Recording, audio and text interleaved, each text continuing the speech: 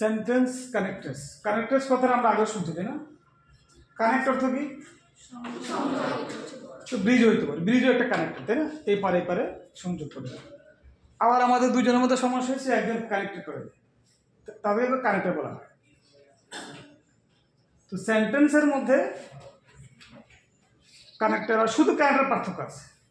যেমন প্রথম বাক্য কি লিখছি আমি বলো তো সবাই জোরে,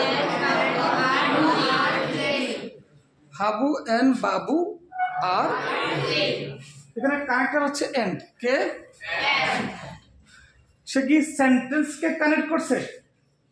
দুইটা নাউনকে কানেক্ট করছে, সেও কানেক্টর, কিন্তু এখানে এন্ড আমাদের কি সেন্টেন্স কানেক্টর না। যদি দুইটা সেন্টেন্সকে কানেক্ট করতো তাহলে এই এন্ডকেও আমরা বলতাম সেন্টেন্স কানেক্টর। কথা ক্লিয়ার? হ্যাঁ, তাহলে সকল কানেক্টর সেন্টেন্স কানেক্টরস না, হ্যাঁ, সকল কানেক্টর কানেক্টর সেন্টেন্স, সকল সেন্টেন্স কানেক্টর কানেক্টর, কিন্তু সকল কানেক্টর সেন্টেন্স, তাহলে সেন্টেন্স দুটাকে এক জায়গায়। কথা ক্লিয়ার? তাহলে প্রথম বাক্যে এন্ড আমাদের connector but not sentence connector. Connect মানে সংযোগ করা, কানেক্টর সংযোগকারী, ঠিক আছে? এটাকে আরো অন্য নামে সারা ডাকে, ঠিক আছে? কেউ হয়তো এটা মার্কারের মধ্যে পড়ে, কনজাংশনের মধ্যে পড়ে, অনেক কিছু পড়ে, কিন্তু সেন্টেন্স কানেক্টর দিয়ে ব্যাপারটা আরো ছোট করে ফেলছে। অর্থাৎ তোমার শুধু বাক্যের সংযোগকারী এই জিনিসগুলো লাগবে। তা আমরা বাক্য সংযোগকারী কেন লাগে পরে আসতেছি। প্লেয়িং ক্রিকেট, অর্থাৎ ক্রিকেট খেলা, বলো প্লেয়িং ক্রিকেট তো কি? তাহলে ক্রিকেট খেলা, and to go for shopping মানে শপিং করতে যাওয়া, এটা মার্কেটিং নাই। আমরা প্রায় শুনি, ইভেন নাটকে শুনি, নায়ক বলতেছে যে আমি মার্কেটিং করে আসছি। এটা কি হবে? শপিং। মার্কেটিং করা কোম্পানির লোকটা একটা প্রোডাক্ট বিক্রি করার জন্য সে দোকানে দোকানে যে মার্কেটিং করে। বাট তুমি ইউ গো ফর শপিং, তুমি কাটা যাও আর মার্কেটিং বলবা। তাহলে প্লেয়িং ক্রিকেট, ক্রিকেট খেলা, and to go for shopping, এবং এই ব্যাকটাস করে মনে তো শুনছি গাছ তো মতো নেই। তাহলে দুটা ঘটনা, এখানে কটা ঘটনা? এই প্লেয়িং ক্রিকেট দুইটা শব্দ, এই দুইটা শব্দ মিলে একটা ঘটনা হয়েছে। স্যাররা বলে ফ্রেজ, কি বলে এটাকে? ফ্রেজ বলে। আগে ছিল দুটা শব্দ, হাবু এন্ড বাবু, এখন দেখতেছি দুই শব্দ মিলে একটা ঘটনা।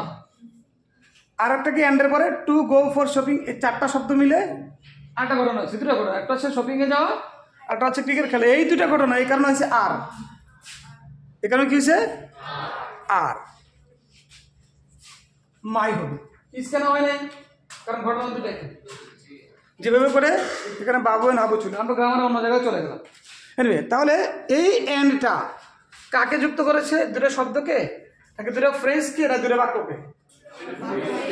দুটো ফ্রেজকে, তাই না? বাক্য হলে তো বোঝা যায়।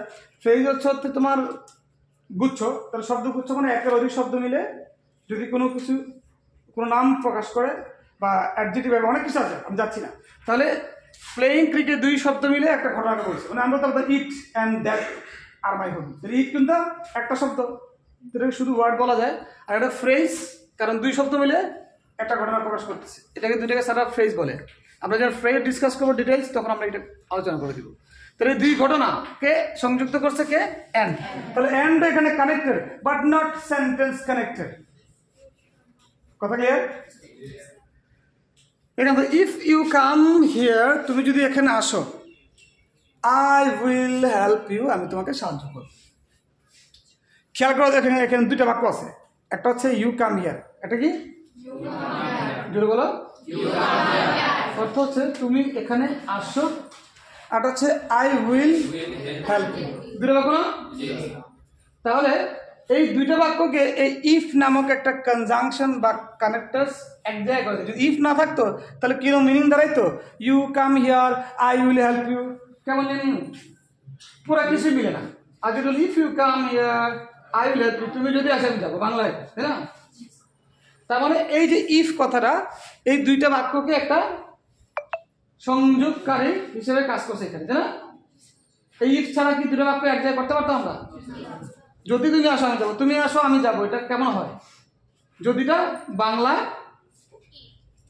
বাংলায় যদি ইংলিশ ইফ, এটার গ্রামাটিক্যাল নাম আছে বাংলাতে। তোমাদের কি বাক্য জানি বলে এটাকে? দেখো যে সরল বাক্য, জটিল বাক্য, তারপরে জটিল বাক্য, এই সমস্ত জায়গাগুলোতে আমাদের দেখতে পাবো প্রিন্সিপাল ক্লজ, তারপরে সাবজেক্ট ক্লজ, এগুলো ব্যাপারগুলো আছে। আমরা যখন ক্লজ পড়তে যাবো বেসিকে তখন ক্লিয়ার করে দেবো, আমি এখন হালকা করে বলে যাচ্ছি। তাহলে এখানে দুইটা বাক্য, কটা বাক্য? দুইটা। একটা হচ্ছে ইউ কাম হিয়ার, একটা হচ্ছে I will go, I will help you. এই দুই বাক্যকে কে সংযোগ করেছে, কানেক্ট করেছে? ইফ। তাই এই বাক্যে আমাদের ইফ হচ্ছে সেন্টেন্স কানেক্টর। উপরে দুটাকে সেন্টেন্স কানেক্টর ছিল, তাহলে 3 নম্বরটা কি? Sentence connector. তাহলে বোঝা গেছে সেন্টেন্স কানেক্টর কাকে বলে।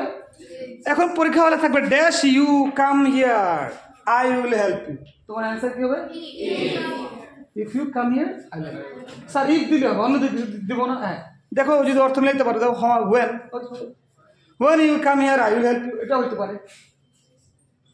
তার মানে কোন সেন্টেন্স কানেক্টরটা তুমি ইউজ করবা, এই বেটা তো গল্প একলা লাগতেছে, আমার লাগতেছে না, মনোযোগ দাও। তার কি হচ্ছে এখানে ইফ, আমার কাছে মনে হইলো যে ইফ দিলে দুইটা সেন্টেন্স খুব সুন্দর করে যুক্ত হচ্ছে। অন্য কোনো সেন্টেন্স কানেক্টর দিয়েও করতে পারো ইফ ইউ ওয়ান্ট, আর ইফ ইউ থিঙ্ক যে আমার ওইটা বেশি জরুরি বা মিলে যাচ্ছে, অর্থ সুন্দর হচ্ছে বা পেসের সাথে মিলে যাচ্ছে, তাই সেন্টেন্স কানেক্টরটা আসলে ফিক্স না, এটা ম্যাক্সিমামে তুমি স্বাধীন, সেই ক্ষেত্রে এটা ডিফিকাল্ট। যদি অ্যান্সার ফিক্স থাকতো তাহলে হয়তো বলো হয় এটা তো এইটার অ্যান্সার। যেই অ্যান্সারটা আসলে তোমার মোর দেন ওয়ান হয়, এগুলাই আসলে দেখতে কঠিন মনে হয়, আসলে কঠিন। তাহলে সেন্টেন্স কানেক্টর বুঝে গেছে এখানে if. Okay, that is Y I don't like bribe. Bribe মানে ঘুষ। আই ডোন্ট লাইক ব্রাইব, আমি ঘুষ পছন্দ করি না। তাহলে দ্যাট ইজ ওয়াই কিভাবে কানেক্টার্স হইলো এখানে সেন্টেন্স কানেক্টার্স। এর আগে আমি বলে গেছি একটা বাক্য, এখানে লিখি নাই, হয়তো বললাম যে ঘুষ খাইলে মানুষ দুযোগে যায়, ঘুষ খেলে মানুষ ঘৃণা করে, ঘুষ খাইলে মানুষ সমাজে একজন একজনকে, হ্যাঁ, যারা সমাজে ঘুষ খায় তারা পাপিষ্ট, তাদেরকে মানুষ আড়ালে আবডালে গালাগালি করে, এখন তো সামনাসামনি গালাগালি করে। তাহলে বলছে দ্যাট ইজ ওয়াই, এই কারণে আই ডোন্ট টেক ব্রাইব, আমি ঘুষ খাই, আমি ঘুষ নেই না। তার মানে এই যে দ্যাট ইজ ওয়াই, এইটা এই বাক্য এই অংশটা, দ্যাট ইজ ওয়াই অংশটা আগের কোনো সেন্টেন্সকে বুঝাচ্ছে, এটার সাথে কানেক্ট করে দিচ্ছে, এই কারণে দ্যাট ইজ ওয়াইটাও আমাদের সেন্টেন্স কানেক্টার্স। কথা কি ক্লিয়ার? হ্যাঁ, এই দ্যাট ইজ ওয়াই কাকে কানেক্ট করছে? নিশ্চয়ই আগে একটা ঘটনা আছে, ওই ঘটনাটা একটা নিশ্চয়ই সেন্টেন্স, ওই সেন্টেন্সকে কানেক্ট করেছে, তাই হচ্ছে that is Y I don't like bribe. তাহলে আই ডোন্ট লাইক ব্রাইব এই সেন্টেন্সটাকে দ্যাট ইজ ওয়াই দিয়ে কানেক্ট করা হয়েছে আগে কোনো বলা সেন্টেন্সকে, ফুল স্টপের আগে আরেকটা সেন্টেন্স। আমি কি বুঝাইতে পারতেছি? তার মানে এটাও সেন্টেন্স কানেক্টার্স। কথা কি হয়? যদি এখানে এন্ড দিতা বার দিতা একটা অর্থ মিলতো না। কিছু সেন্টেন্স কানেক্টার সাধারণত 95% টাইম আমি দেখেছি এরা তোমার এই বাক্যের শুরুতে থাকে, বাক্যের। তাহলে দেখছো দ্যাট ইজ ওয়াই 3 শব্দ মিলে একটা কানেক্ট হয়েছে, in this way, because of. তাহলে এবং তুমি চাইলেও কানেক্টার বানাতে পারবে, অর্থাৎ পূর্ববর্তী কোনো সেন্টেন্সের সাথে তুমি যে সেন্টেন্স লিখতে যাচ্ছ, ওই সেন্টেন্সের সাথে যে কানেক্ট করতে গিয়ে তুমি এক শব্দ হোক বা একাধিক শব্দ হোক দিয়ে যদি তুমি এটাকে কানেক্টারে সংযোগকারী হিসাবে ব্যবহার করতে চাও, তখন ওই শব্দটাকে বা ওই শব্দগুলোকে কি বলে? Sentence connector. কি বলে? তাহলে এন্ড, উপরের একের এন্ড এবং দুইয়ের এন্ড, দুইটাই আমাদের সেন্টেন্স কানেক্টর, তাই না? কোন গাদার দিক হচ্ছে না, মনোযোগ দিন। তাহলে এক আর দুই আমাদের সেন্টেন্স কানেক্টরস না, কারণ এক নম্বরে দুইটা শব্দকে সংযোগ করেছে, 2 নম্বরে দুইটা ফ্রেজটাকে সংযোগ করেছে, এ কারণে এই উপরের দুইটা এন্ড আমাদের জন্য সেন্টেন্স কানেক্টরস না, কানেক্টরস হতে পারে। কিন্তু 3 নম্বরে দেখছি যে ইফটা আমাদের সেন্টেন্স কানেক্টরসের কাজ করছে, দুইটা বাক্যকে এক জায়গায় করেছে। 4 নম্বরে দেখতে পাচ্ছি that is a sentence connector, কারণ আই ডোন্ট টেক ব্রাইব এই ঘটনাটাকে সে আগের কোনো ঘটনার সাথে কানেক্ট করেছে, আমরা বুঝতে পারতেছি, সে কারণে এটা একটা সেন্টেন্স কানেক্টর। কথা ক্লিয়ার? একইভাবে দেয়ার ফর, সে কারণে, তাহলে এক শব্দেরও সেন্টেন্স কানেক্টর হয়, তাই না? যেমন দেয়ার ফর আছে, ইফ আছে, তাহলে দেয়ার ফর সে কারণে হি ইজ মাই মেন্টর, সে কারণে সে আমার মেন্টর। নিশ্চয়ই আগে কোনো ঘটনা বলছে, বললাম যে মিস্টার বাবু অনেক সৎ এবং সে প্রতিবাদী কণ্ঠস্বর। এখন তুই বলো সে কারণে সে আমার মেন্টর, তাহলে আগে যে ঘটনাগুলো এটা আমি এখানে লিখি নাই, নিশ্চয়ই কোশ্চেনের মধ্যে লেখা থাকবে।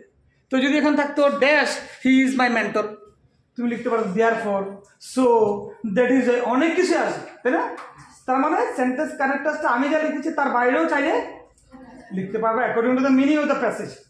প্যাসেজের মিনিংটা সেই মিনিং অনুযায়ী। কথা ক্লিয়ার? ইন দিস ওয়ে, এভাবে we can solve the problem. এভাবে আমরা এই সমস্যাটা সমাধান করতে পারি। নিশ্চয়ই এর আগে কোনো সেন্টেন্স বা কয়েকটা সেন্টেন্স ছিল যেখানে এই তোমার কোনো প্রবলেম সলভের কথা বলেছে।